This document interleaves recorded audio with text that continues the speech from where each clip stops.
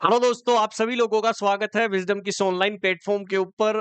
हमने A for the anaphylaxis के बारे में तो पढ़ लिया था, लेकिन आज जो हम पढ़ने के लिए जा रहे हैं वो है बी फॉर द बर्न।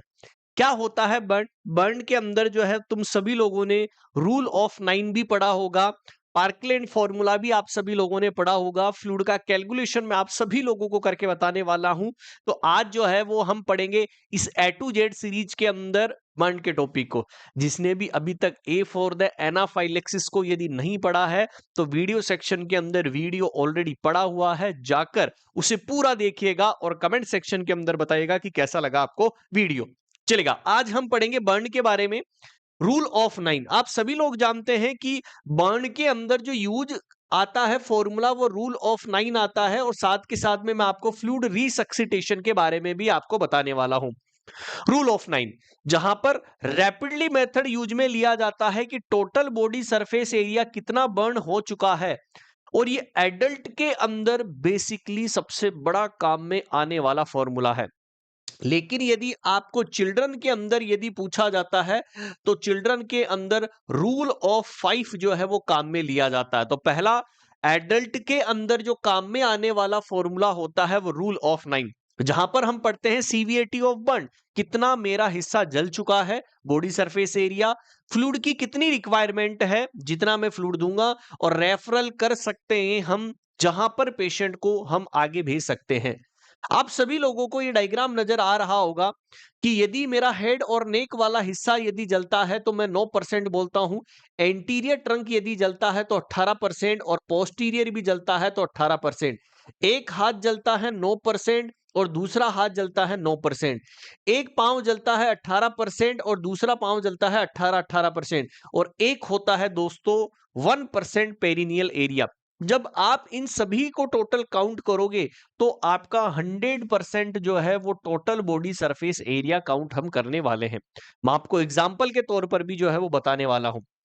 सबसे पहले एडल्ट के अंदर हेड और नेक वाले हिस्से को जब यदि जलता है तो 9% जो है वो हम काउंट करने वाले हैं। ईच आर्म मतलब एक राइट है एक लेफ्ट है, मतलब यदि 99%, एक 9% है दूसरा 9% है, यदि आधा आधा बोले कि फ्रंट यदि जलता है तो 4.5, बैक जलता है तो 4.5, तो हम मान सकते हैं कि 9% ही देखने को मिलेगा। एंटीरियर ट्रंक जहां पर चेस्ट और एब्डोमेन की बारी आती है तो 18% है, और पोस्टीरियर का मतलब यदि पीछे का तरफ और बटक्स यदि जलते हैं तो 18%। एक पांव मतलब राइट वाला लेग यदि जलेगा तो 18%, और दूसरा वाला पांव यदि जलेगा तो 18%। फ्रंट यदि जलता है तो 9%, और बैक यदि जलता है तो 9%, और बाकी का पेरिनियम जो जेनाइटेलिया होता है वो 1%। तो जब आप इन टोटल करते हैं तो 100% मतलब 100% आपको टोटल बॉडी सरफेस एरिया देखने को मिलता है। आप इस डायग्राम के माध्यम से भी देख सकते हैं कि एडल्ट के अंदर रूल ऑफ 9 जो है वो किस तरीके से हमें देखने को मिलता है। क्लियर है? ये नो नो नो नो जो आ रहे हैं ना, इसका मतलब एडल्ट रूल ऑफ 9 के अंदर काम आता है। पीडियाट्रिक के अंदर जब बर्न होता है तो लार्जर हेड और स्मॉलर लेग्स कंपेयर करते हैं एडल्ट की तुलना में। यहां पर लुंड एंड जो ब्राउडर चार्ट होता है मोर एक्यूरेसी होता है बच्चों के अंदर। It is a very very important, rule of 5 भी यहां पर काम में लिया जाता है। और कौन सा चार्ट? लुंड एंड ब्राउडर जो चार्ट होता है वो जनरली हम काम में लेते हैं। रूल ऑफ 9 के अंदर हमने ऑलरेडी आपको बता दिया। जैसे एग्जाम्पल के तौर पर पेशेंट बर्न हुआ है एंटायर राइट आर्म, मतलब राइट आर्म यदि जला है तो इसका मतलब 9% हिस्सा जल गया। एंटीरियर चेस्ट यदि जला है तो 9%, पोस्टीरियर भी होता, यदि पूरा एब्डोमेन जलता तो 18 होता, लेकिन एंटीरियर चेस्ट है, एब्डोमेन होता तो 9% और तो 9% हुआ। लेफ्ट लेग यदि जला है तो 18%, तो 9 9 और 18 कितना परसेंट एरिया आपका टोटल बर्न हो गया है? 36%। आपको सेम ऐसे क्वेश्चन के अंदर लैंग्वेज के अंदर जो है वो पूछने वाला है। सबसे इंपॉर्टेंट चीज ये वाली चीज याद रखना कि बच्चों के अंदर लुंड एंड ब्राउडर चार्ट जो है वो प्रीफर्ड होता है, एक्यूरेट असेसमेंट करने के लिए काम में आता है, और ये एग्जाम के पॉइंट ऑफ व्यू से इंपॉर्टेंट क्वेश्चन है। आगे बात करते हैं।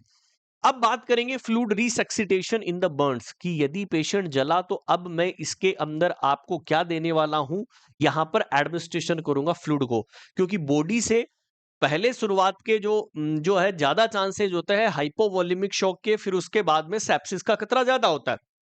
तो बोलते हैं fluid resuscitation is the replacement of the fluid due to increase capillary permeability after the major burn. मैं जल गया तो मेरी कैपिलरी परमिबिलिटी ज्यादा हो जाती है, जिसकी वजह से फ्लूइड लॉस ज्यादा हो गया। Why is it needed? Plasma leakage होगा, ओडिमा की कंडीशन होगी, पेशेंट हाइपोवोलेमिया में जाएगा और बर्न का पेशेंट शॉक होगा। तो आईवी फ्लूइड रिस्टोर करना ताकि मेंटेन हम ऑर्गन परफ्यूजन को मेंटेन कर सके। बिल्कुल सर, ये वाली बात सही है। तो क्या हो सकता है मेजर बर्न के अंदर? बर्न इंजरी, कैपिलरी परमिबिलिटी बढ़ेगी तो आपकी बॉडी के अंदर फ्लूइड क्या होगा? लीक होगा, ओडिमा की कंडीशन होगी, इंट्रावेस्कुलर वॉल्यूम लॉस होगा और ऑर्गन्स के अंदर डैमेज होने का खतरा ज्यादा है, मतलब फेल हो जाएगा। क्योंकि डिमांड हमारी है लेकिन पहुंच नहीं पा रहे हैं, तो टाइमली हमें एडिक्वेट फ्लूइड रिसक्सिटेशन करना जरूरी होता है। बात करते हैं कि सर फ्लूइड रिसक्सिटेशन के लिए रिक्वायरमेंट है एडल्ट के अंदर burn greater than 20% total body surface area जले तब देंगे, और चिल्ड्रन के अंदर 10 से 15% टोटल बॉडी सरफेस एरिया जब देंगे। अब बात करते हैं कि सर कौन सा फॉर्मूला हम काम में लेते हैं। सबसे परफेक्ट फॉर्मूला होता है parkland formula. It is the very very important 5 star MCQ. Sir इसका फॉर्मूला क्या है? 4 ml आप क्या लेते हैं दोस्तों? RL लेते हैं, और उसका बॉडी वेट हम लेंगे किलोग्राम के अंदर, और क्रॉस मल्टीप्लाई कर देंगे कि कितना percent total body surface area burn हुआ है। यूज करेंगे रिंगर लैक्टेट सॉल्यूशन। RL जो है वो फर्स्ट चॉइस होता है बर्न वाले पेशेंट के अंदर। कैलकुलेशन करने के लिए ओनली पार्शियल थिकनेस या फुल थिकनेस बर्न वाले, सुपरफिशियल बर्न के अंदर कभी भी नहीं देंगे। सुपरफिशियल का मतलब फर्स्ट डिग्री के अंदर नहीं देंगे, हम देंगे पार्शियल थिकनेस और फुल थिकनेस बर्न वाले पेशेंट के अंदर। अब बात करते हैं कि एडमिनिस्ट्रेशन कैसे करेंगे। बोलते हैं कि शुरुआत के 8 घंटे, मान लीजिए 100% या जो है आपके पास में 100% फ्लूइड है, जिसके अंदर शुरुआत के 8 घंटे के अंदर 50% हम एडमिनिस्ट्रेशन करेंगे फ्लूइड को। बाकी का जो बचे हुए 16 घंटे हैं, 24 घंटे हैं, 24 घंटे में 8 घंटे 50% दे दिया, बाकी 16 घंटे में 50% हमें देना है। ये फेवरेट क्वेश्चन होता है एडमिनिस्ट्रेशन का एग्जाम के पॉइंट ऑफ व्यू से। कैलकुलेशन करोगे सबसे पहले पार्कलैंड फॉर्मूला, कितना फ्लूइड RL आपको देना है? 50% 8 घंटे के अंदर देना है, बाकी 16% आप 8 जो है नेक्स्ट 50% नेक्स्ट 16 आवर के अंदर दोगे, ताकि आपकी बॉडी के अंदर बर्न या शॉक वाली कंडीशन से हम क्या कर सकते हैं दोस्तों? बच सकते हैं। जहां पर इंपॉर्टेंट काउंट होता है 8 our from the time burn injury, not for the hospital arrival. यानी कि हॉस्पिटल पहुंचने की बात नहीं कर रहा हूं, आपको तुरंत करना होगा, पेशेंट हाइपोवोलेमिक शॉक के अंदर जाएगा।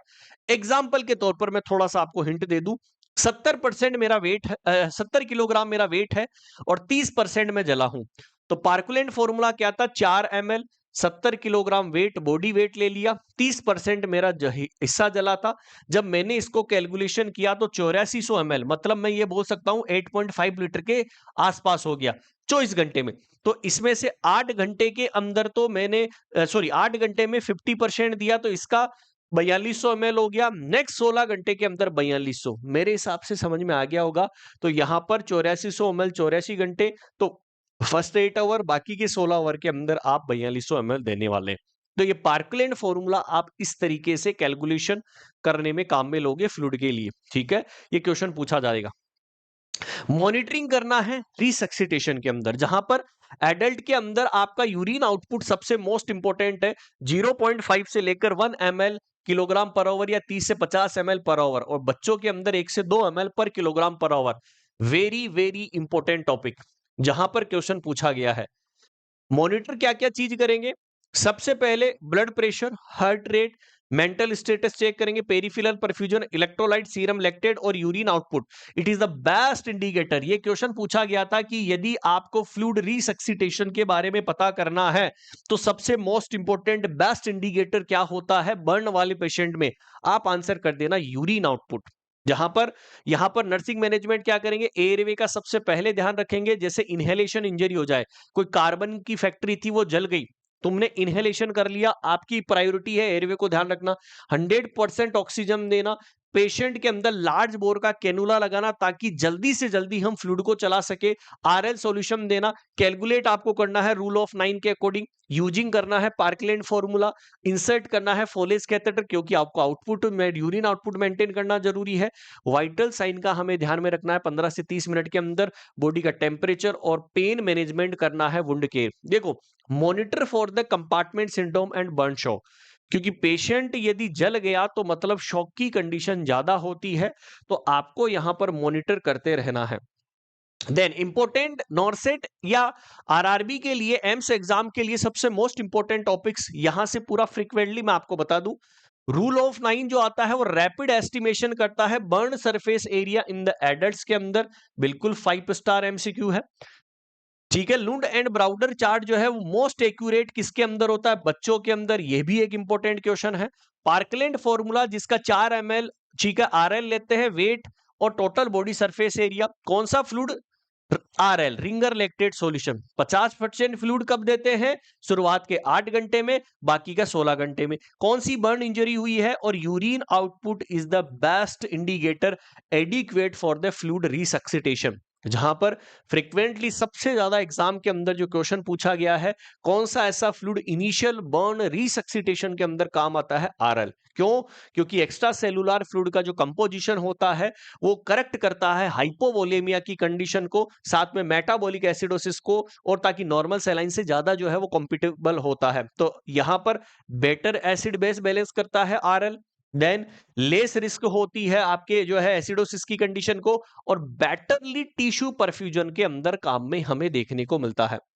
अर्ली एडिक्वेट गोल डायरेक्टेड रिसक्सिटेशन करना होता है ताकि हम कॉम्प्लिकेशन से प्रिवेंशन कर सके। आई होप आप सभी लोगों को ये session be for the burn वाला मैंने हर एक चीज को आपको बता दिया है। ये जो ए टू जेड सीरीज है, बहुत प्यारी सीरीज मैंने आप सभी लोगों के लिए स्टार्ट करी है। आप सभी लोगों का प्यार और सपोर्ट यूं ही बना रहेगा तो इस सीरीज को हम धीरे धीरे आगे तक जो है वो लेकर चलने वाले हैं। मैं आप सभी लोगों को बता दूं कि विजडम नर्सिंग क्लासेज की एप्लीकेशन आपको डाउनलोड कर लेनी है प्ले स्टोर से। आप जाओगे तो शताब्दी बैच मिलेगा 2.0, और आरआरबी के लिए 21 अगस्त से एक नया बैच स्टार्ट हो रहा है, जहां पर 2 फीचर्स होंगे, बेसिक और एडवांस। बेसिक यदि लेंगे तो कुछ चीजें लिमिटेड होगी, लेकिन एडवांस के अंदर हर एक चीज अनलिमिटेड आपको मिलने वाली है, जहां पर लाइव सेशन क्लासेज की PDF notes, weekly revision test मिलेगा, live doubt to solving session, performance analysis, topic wise study notes, daily practice test, mock test, और कोर्स की वैलिडिटी भी 15 महीने की होगी एडवांस बैच के अंदर। एडवांस बैच की प्राइस 1999 और बेसिक की 1599। बाकी आप इस नंबर के ऊपर कॉल और मैसेज कर सकते हैं। I hope be for the burn और ए फॉर द एनाफाइलेक्सिस हमने दोनों टॉपिक्स को क्लियर कर लिया है। कैसा लगा आपको ये वीडियो, जरूर कमेंट सेक्शन के अंदर बताइएगा, और C4 के लिए रेडी रहिएगा कि C4 क्या रहने वाला है। सभी को ऑल द बेस्ट दोस्तों, कमेंट सेक्शन के अंदर जरूर बताना कैसा लगा आपको video. Thank you so much.